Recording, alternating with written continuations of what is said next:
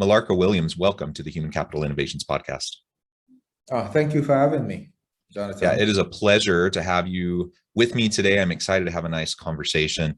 We're going to be focusing on policy strategy and implementation of technology in the workplace generally, but also talk about it in relation to your company, specifically the Hive, and some of the things that you do to try to help your customers. As we get started, I wanted to share Melarka's bio with everybody. Melarka Williams is the founder and CEO of the Hive and also serves as founder and CEO of Ingenuity Technologies Limited. Williams possesses over 10 years of experience in engineering and information technology in the financial services and utility sector across 3 continents. In the last decade, he has worked with some of the largest technology companies in the world in both the public sector and private sector to drive digital innovation and transformation. I love it. I think all of that is super important for the world of work and the future of work. Anything else you would like to add by way of your background or personal context before we dive in further? Well, I mean, one of the things, Jonathan, I'm pretty much just pretty excited and very, very passionate about, human capital, people and diversity. So I'm really looking forward to this conversation. Yeah, excellent. And maybe as we get started, tell us a little bit about the origins of the Hive, how it came about, what it is, what you do, and then we can start to dive more specifically into the topic for today. Yeah, sure. So the Hive, so what the Hive is the Hive is actually a freelance marketplace that connects talent from throughout the Caribbean with companies specifically in North America. So the Hive actually has 2 components. Because the marketplace components where freelancers and employers can actually sign up for free. They can post and bid on projects just in a similar way like how a conventional marketplace would actually operate. And on the other side of the platform that's targeted to enterprise client, it has what you call a managed staffing services component. And the managed staffing services component is where we're actually providing temporary or permanent technology tech talent, so like software engineers, quality assurance, and testing persons to companies. So on the managed staffing side, we're actually going through and vetting the talent, ensuring that the talent has the required competency and expertise to actually deliver on the specific project. So that's what the Hive actually does. How the Hive came about.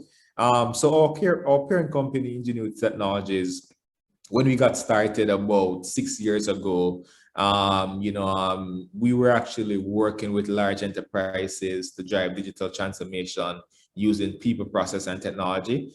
And one of the things that we realized was that a lot of these large enterprises had the budget to roll their projects out, but they never necessarily had the technical resources on hand to deliver on the projects. So we actually started providing that specific service to our clients. And then it started just growing so fast, right? And what we did is that we eventually spun it off into a business itself called the Hive. And one of the things that we're really passionate about, and one of the things that we really want to see is that we feel like there are a lot of persons in the Caribbean that has, different skill sets, different expertise, that they're not readily able to utilize these skill sets and these specific expertise. So we wanted to create like a marketplace or a platform where these persons can readily utilize their existing talent to get access to opportunities across the world, so that they can actually take care of themselves and their family. Yeah, I love it. And this is really important. The gig economy and the distributed workforce and contingent workers, contract workers, this isn't new. This has been around for a really long time. I suppose there's been gig workers and contract workers since the beginning of time and the beginning of work.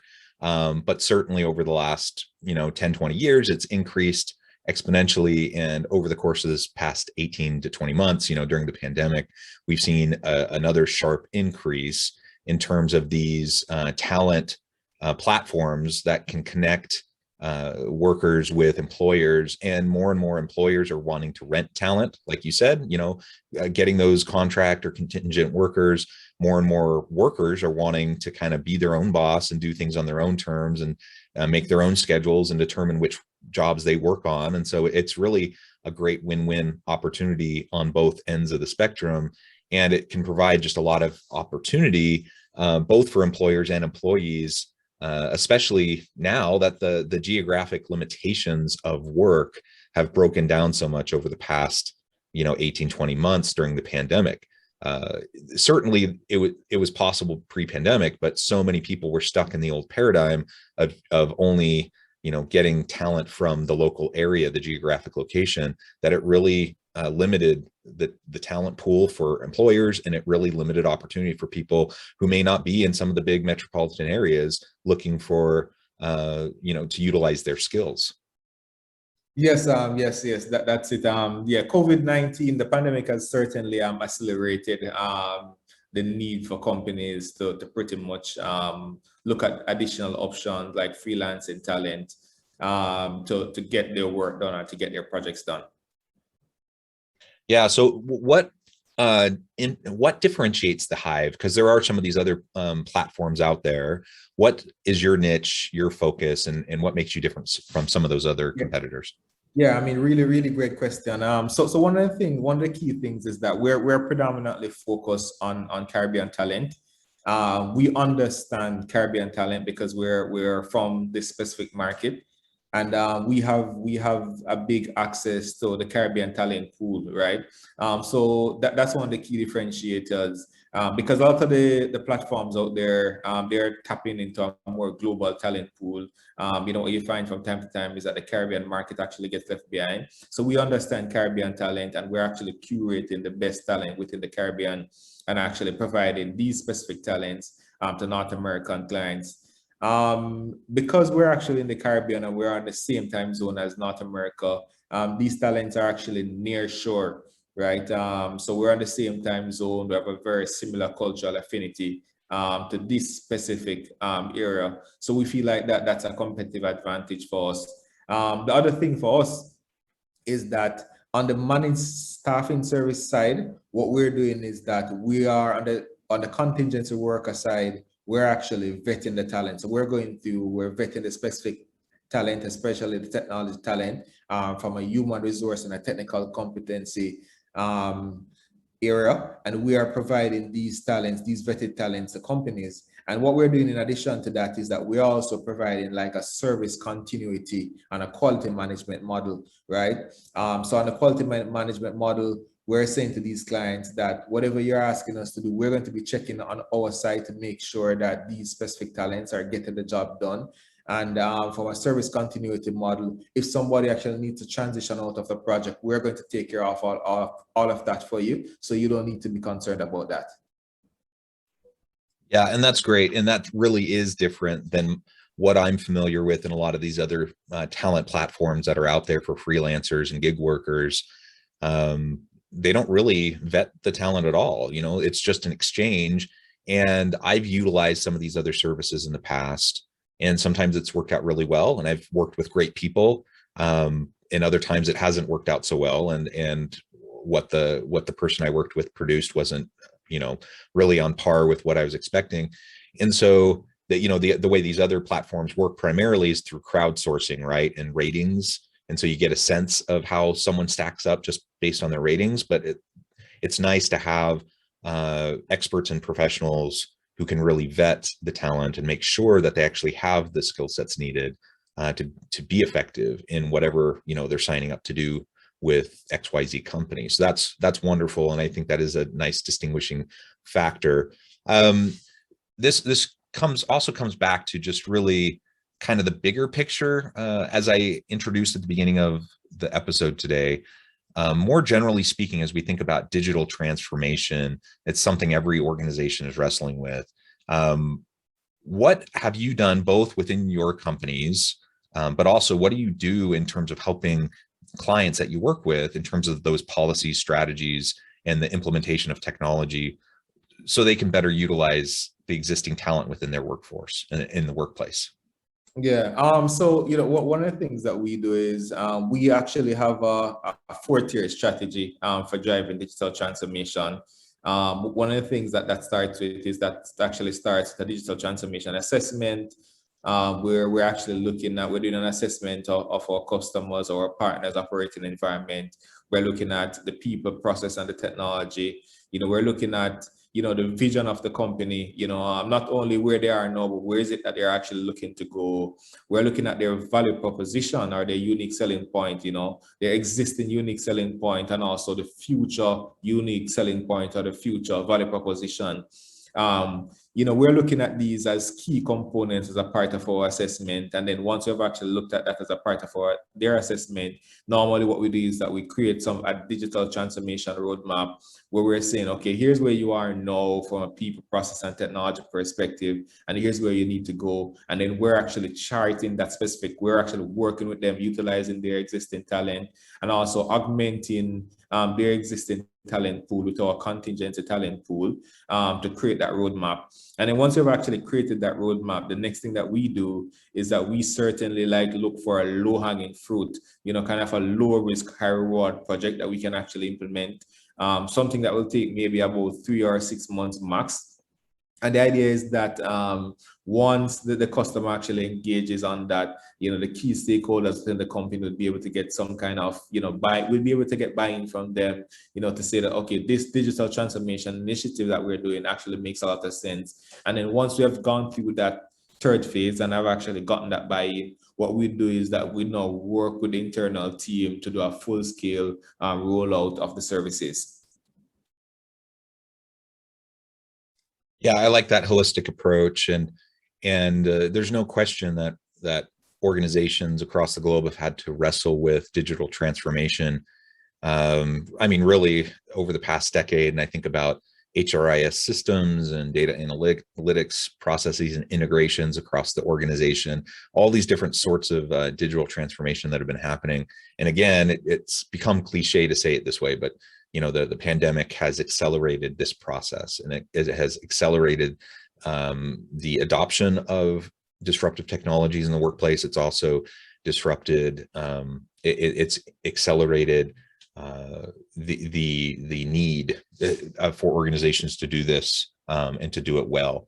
And so more and more we need to be thinking very thoughtfully about how we're doing this within our organization, where the gaps are, and what we can do to improve it. And so there's the labor component that you do at the Hive, of course, and there's many other platforms that do similar things, or some sort of a related kind of service.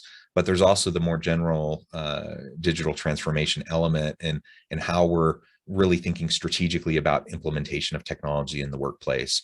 What are those policies, practices, and procedures that we're going to put in place, the systems that we're going to put in place to make this be effective and sustainable?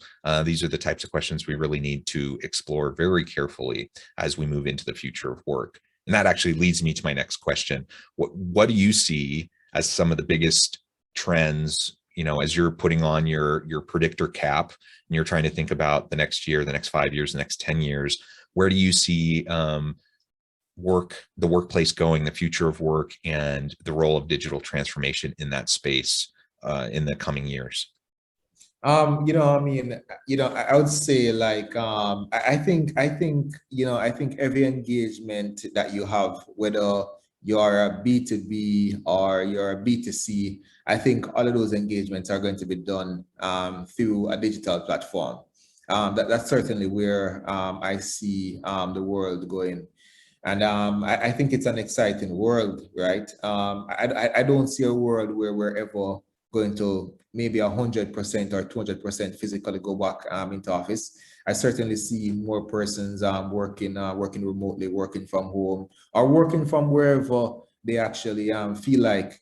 I think maybe also the days of the conventional, Monday to Friday, 8 a.m. to 5 p.m. Is going to be over. If you think about it, there's 8 hours in a day, but a lot of things that you actually have to do, a lot of those things that you have to do on a personal level is done the service that you need to get. They're available doing 8 to 5. So certainly I see a world where maybe you're going to be doing 4 hours for the day, doing a conventional Monday to Friday, 8 to 5, and then you can do the other 4 hours in the evening or in the night, right? The other thing I see is certainly from a talent perspective, more and more companies are going to be obsessed with tapping talents from wherever they can find the best talent, right? So we're not going to be so obsessed with, okay, I'm in Jamaica, I need to engage Jamaican talent, or I'm in Barbados, or I'm in America. They're going to be obsessed with, okay, or you know what, we can actually find the very, very best talent. If they're in Africa, if they're in America, wherever they are, that's where they're actually going to go. And I say the key thing that we're going to see is, organizations are going to become extremely outcome based, right? I think the only thing that people are actually going to think about is outcomes, right? And that's what we're actually going to use to measure everything that we do. So guess what? If we need a PR agency, is okay, I need one press release. That's what we actually need. So we're not looking and saying, okay, this person has to physically come in office every day, or they have to be totally available to us Monday to Friday, 8 a.m. to 5 p.m. Whatever the outcome is that we actually need, that's what we're going to be obsessed about.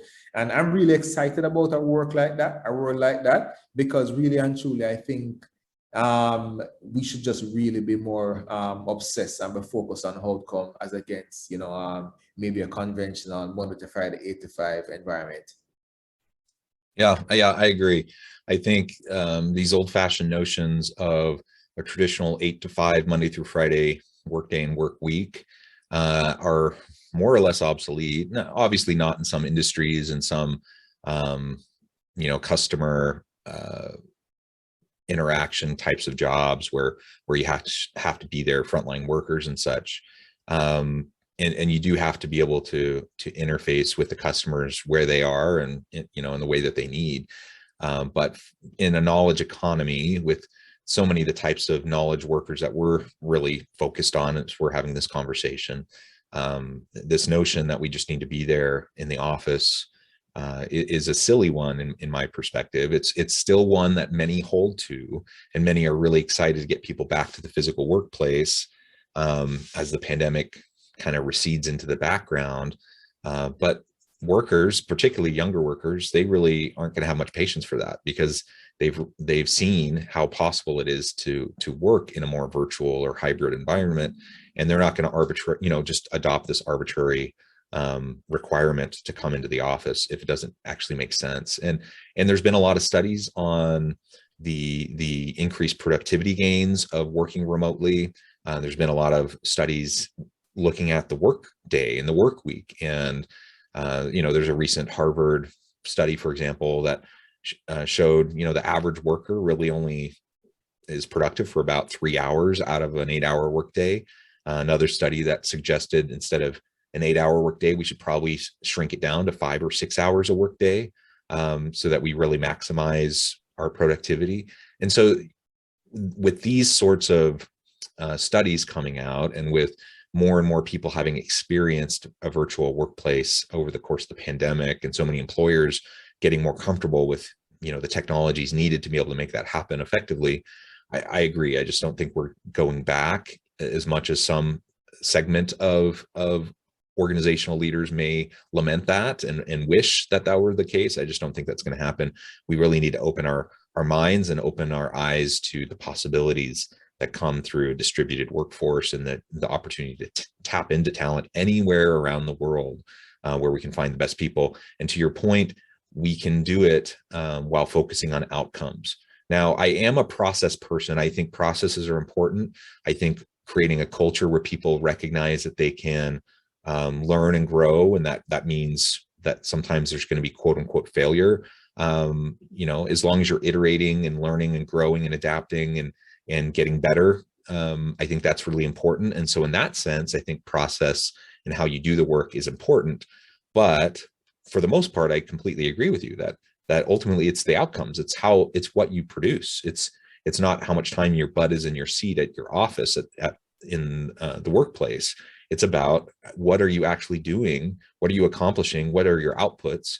and what's the quality of those outputs, right? And if we can be much more focused on those sorts of outcomes, I think it'll serve us well as organizational leaders, and it'll serve our people well as they learn, to be more results oriented, and that will excel them in their careers also. Yeah, and I mean, Jonathan, one interesting thing that we haven't touched on, which I don't know how we could not have touched on it, is the metaverse.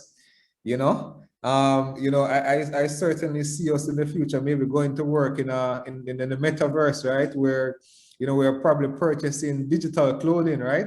Not physical clothing again, but some kind of digital clothing, some kind of digital headset that we're going to work in this metaverse environment. I think that's certainly one of the things that's actually going to change also, so might not even be using Zoom again, right? Yeah, that's true. Yeah. I think the sky's the limit in terms of the technology that will be utilized in virtual and hybrid work in the future.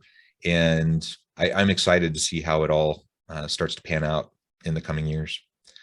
Well, it has just been a real pleasure talking with you today, Melarka, and I really appreciate all of your insights and what you've shared with me and my listeners. Before we close, I wanted to give you a chance to share with listeners how they can get connected with you, how they can find out more about your work, your business, and then give us a final word on the topic for today. Yeah, sure. So I can actually be contacted. My name is Melarka Williams. Our company website is www.ingenuitytech.co. That's our core business, and our other company website is www.thehivefreelancing.co. So you can certainly visit any one of our company pages, and you'll be able to also find us on social media. Last words around what we have actually been talking about. I think we're actually at a very exciting time in our lives, and I certainly feel like the way of the future, the world of the future, is one that we're going to have people just working on different projects from all over the world, and we're no longer going to be limited by geography or demography in any way. So it's a global world, and it's a really exciting world that we're actually looking at. Yeah, amen. I completely agree. I'm super excited to see where things go in the future. And I really appreciate you taking the time. I encourage listeners to reach out, get connected, find out more about what Melarka and his team can do for you. And as always, I hope everyone can stay healthy and safe. You can find meaning and purpose at work each and every day. And I hope you all have a great week.